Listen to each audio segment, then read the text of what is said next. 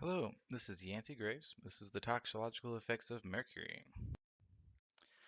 Mercury, periodic table element number 80, derives the symbol Hg from the Greek word hydragium, which means water and silver. Also, mercury is known as quicksilver due to its water-like form at room temperature. Mercury is an element that is found in various places in our environment. Has very many different states: vapor, inorganic, organic, and it comes from a mineral ore called cinnabar. The cinnabar has been used for centuries, dating back to the Neolithic age.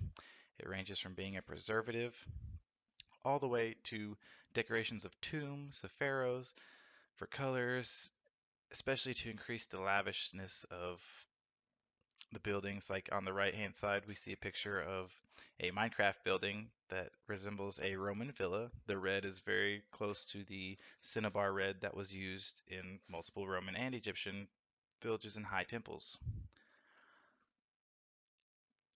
Mercury, for whatever reason, was used for medical treatment. It's recorded by ancient philosophers Pliny and Celsus. It was used specifically for trachoma and venereal diseases. Mercury use continued during the Renaissance ages. Many metals like lead, bismuth, and copper and iron are also integrated into the new wave of medicine brought on by the physicians and alchemists of the Renaissance period.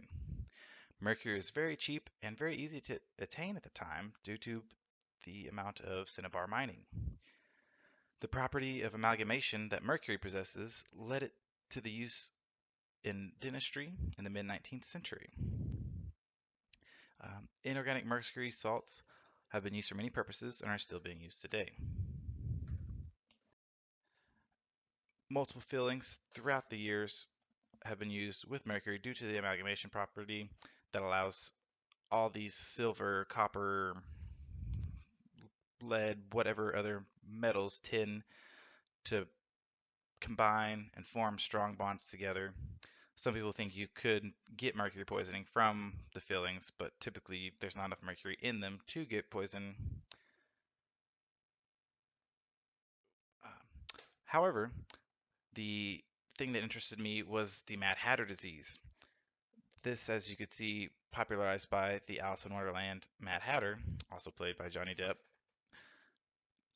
Um, it was used for felt forming for the hats. These hats were very popular in the early 1900s, late 1800s.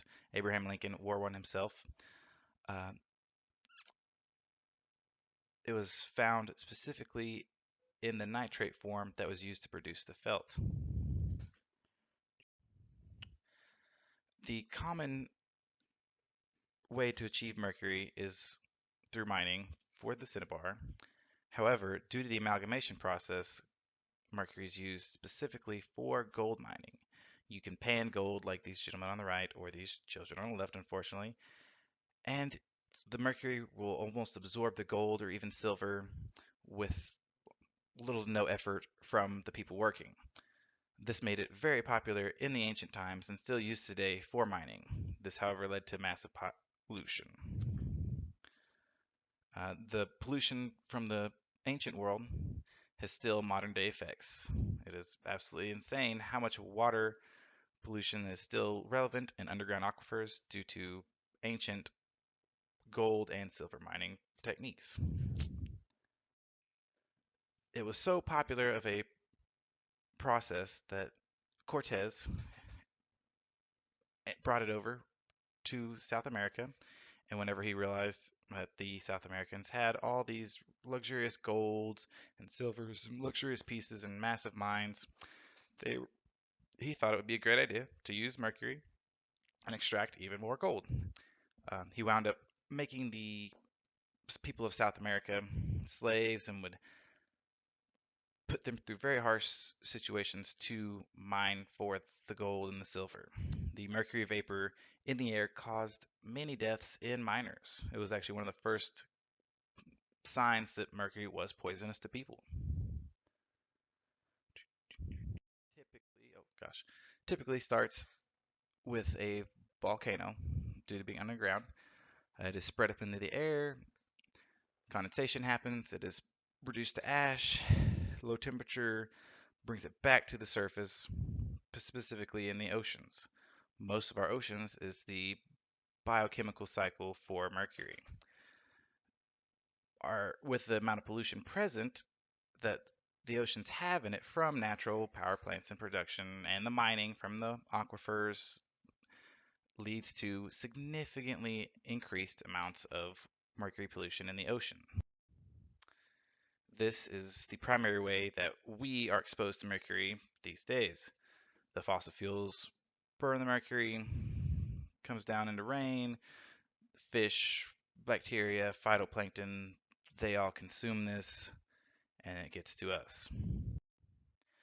The larger fish have the highest quantities of mercury in them. The mercury kind of levels up as you go higher in the food chain. So the small fish, that eat the phytoplankton, they eat a couple hundred. They're okay. They have pretty low mercury. But all their mercury, when they're consumed by the mid-level fish, that's them. That middle level fish is eating multiple fish every single day. So it's exponentially growing every tier up. Some of the highest amounts of fish uh, poisoning of mercury is in tuna, mackerel, sharks, a lot of the fish that we do like to eat.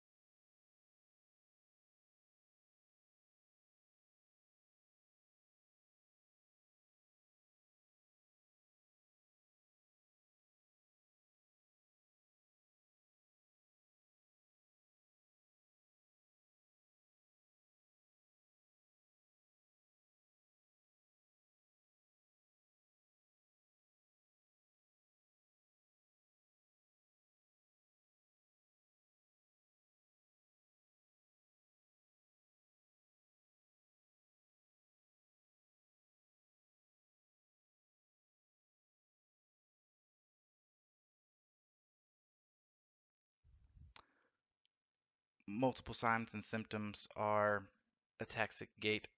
Multiple signs and symptoms are ataxic gait, like we see on the left. This gentleman, it's almost like a drunkard walk. It's not very smooth.